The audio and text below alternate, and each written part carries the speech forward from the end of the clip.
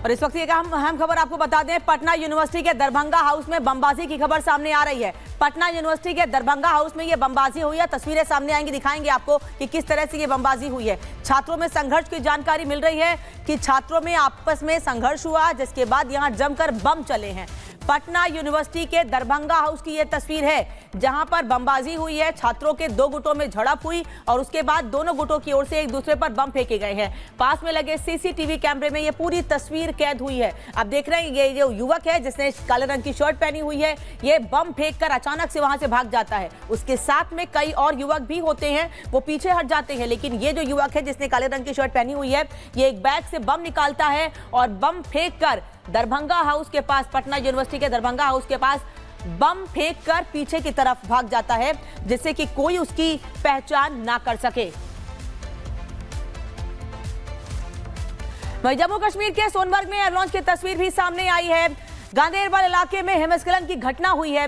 किसी के हताहत होने की खबर नहीं है, लेकिन ये तस्वीरें आप देख सकते हैं। अगर कोई भी इस एवलांच की चपेट में आता तो उसकी जान भी जा सकती थी, लेकिन अच्छी बात यह रही कि किसी के हताहत होने की खबर नहीं है। सोनमर्ग में यह एवलांच आया है, लेकिन पास में मौजूद लोगों ने अपने मोबाइल के कैमरे में इन तस्वीरों को कैद किया है।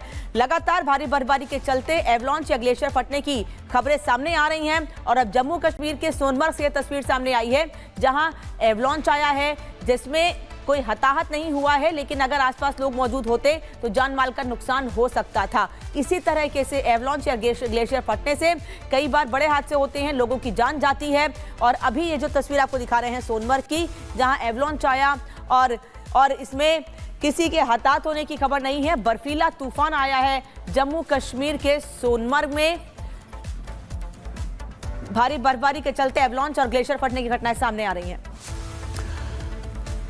और वहीं उत्तर प्रदेश के फतेहपुर में कुख्यात गैंगस्टर इमरान की अवैध संपत्ति पर गरजाए बुलडोजर। आपको बताएं कि सरकारी जमीन पर कब्जा कर बनाया गया था मकान यहां पर, जिस पर बड़ी कार्रवाई की गई है। इमरान पर गौ तस्करी के 1 दर्जन से ज्यादा मामले जो हैं वो दर्ज हैं, जिसके बाद अब बड़ी कार्रवाई यहां पर की गई है। तो अतिक्रमण पर बुलडोजर एक्शन देखने को मिला है फतेहपुर में, जहां पर किस तरीके से बड़ी कार्रवाई की गई है। कुख्यात गैंगस्टर इमरान की जो अवैध संपत्ति है उसे ध्वस्ती की कार्रवाई की गई है।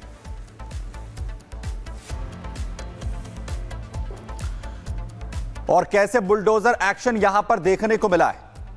अवैध रूप से अर्जित संपत्ति का ध्वस्तीकरण किया जा रहा है। इमरान के ऊपर जनपद में 12 से अधिक मुकदमे पंजीकृत हैं। ये कुख्यात गौ तस्कर रहा है। इसके पूर्व 14(1) के अंतर्गत गैंगस्टर अधिनियम में इसकी संपत्ति का जब्तीकरण पुलिस के द्वारा किया गया था।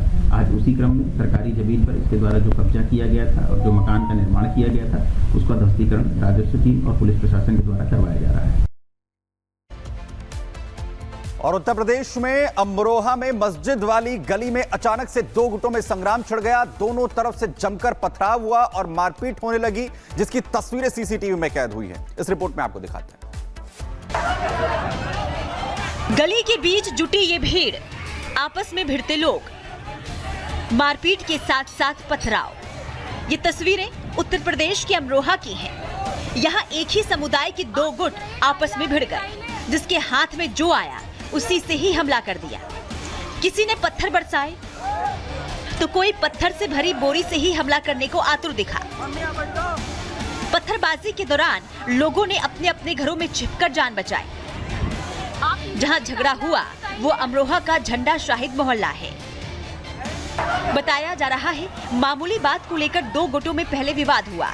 तीखी नोकझोंक के बाद दोनों तरफ पथराव और मारपीट शुरू हो गई। पथराव और मारपीट की घटना में कई लोग घायल हो गए। झगड़े की सूचना मिलते ही मौके पर पुलिस की टीमें पहुंची और घायलों को अस्पताल पहुंचाया गया। साथ ही मामले की जांच में जुट गई। Bureau report, Republic Bharat. America के टैरिफ ऐलान के बाद टैरिफ जंग थमने का नाम नहीं ले रही है, क्योंकि अमेरिका ने कई देशों पर टैरिफ का ऐलान कर दिया। लेकिन सबसे ज्यादा परेशानी चीन को हो रही है। तभी तो चीन ने टैरिफ के बदले अमेरिका को किसी भी तरह के युद्ध के लिए तैयार रहने की चेतावनी दी है। तो वहीं भारत की ओर से टैरिफ पर वार्ता के लिए पीयूष गोयल अमेरिका पहुंचे हैं।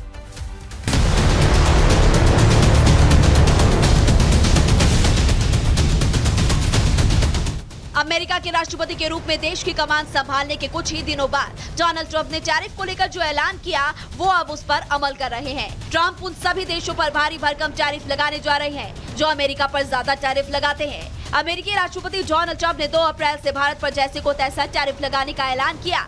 उन्होंने कहा कि भारत हमसे 100% से ज्यादा टैरिफ वसूलता है, हम भी अगले महीने से ऐसा करने जा रहे हैं। ट्रंप का heavy tariff plan. Canada, Mexico, चीन सावधान। ट्रंप ने भाषण की शुरुआत अमेरिका इज बैक यानी कि अमेरिका का दौर लौट आया है से की है। ट्रंप ने कहा कि उन्होंने 43 दिन में जो किया है वो कई सरकारें अपने 4 या 8 साल के कार्यकाल में नहीं कर पाई। उन्होंने कहा कि 2 अप्रैल से जैसे को तैसा टैरिफ लागू होगा। दूसरे देश हम पर भारी टैरिफ लगाते हैं और टैक्स लगाते हैं, अब हमारी बारी है। अगर कोई कंपनी अमेरिका में प्रोडक्ट नहीं बना रही है तो उसे टैरिफ देना होगा।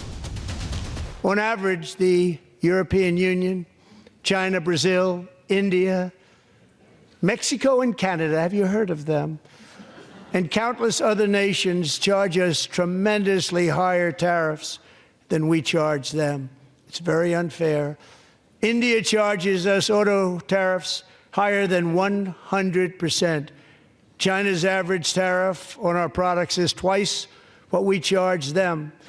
April 2nd, reciprocal tariffs kick in, and whatever they tariff us, other countries, we will tariff them. That's reciprocal, back and forth. Whatever they tax us, we will tax them.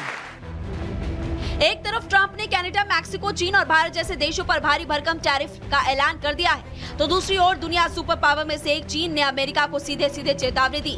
चीन का कहना है कि America tariff, trade या किसी भी तरह का युद्ध चाहता है तो चीन अंत तक लड़ेगा।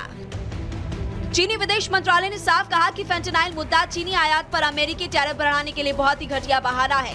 हमारे अधिकारों और हितों की रक्षा के लिए हमारे प्रतिरोध पूरी तरह से वैध और जरूरी है। अमेरिका के अंदर फेंटेनाइल संकट के लिए कोई और नहीं बल्कि खुद अमेरिका ही जिम्मेदार है।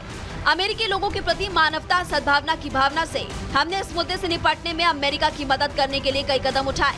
हमारी कोशिशों को मान्यता देने के बजाय अमेरिका ने चीन पर सारा दोष मढ़ने और टैरिफ बढ़ाने के साथ चीन पर दबाव डालने और उसे ब्लैकमेल करने की कोशिश की है।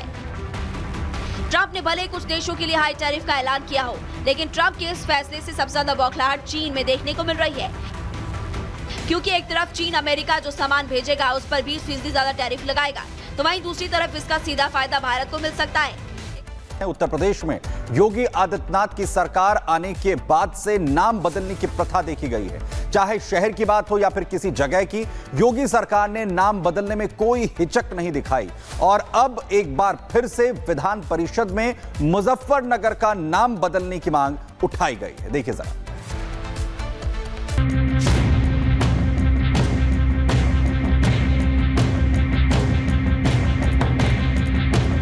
उत्तर प्रदेश के सीएम योगी आदित्यनाथ ने 4 मार्च को विधानसभा में हुंकार भरी, साफ कहा कि जो हमारा है वो हम लेकर रहेंगे। तो आज विधान परिषद सदस्य ने बीजेपी सदस्य मोहित बेनीवाल ने राज्य के एक शहर का नाम बदलने की मांग उठा दी। मोहित बेनीवाल ने विधान परिषद के बजट सत्र के दौरान मांग की कि महाभारत काल से जुड़े मुजफ्फरनगर जिले का नाम बदलकर लक्ष्मीनगर किया जाए।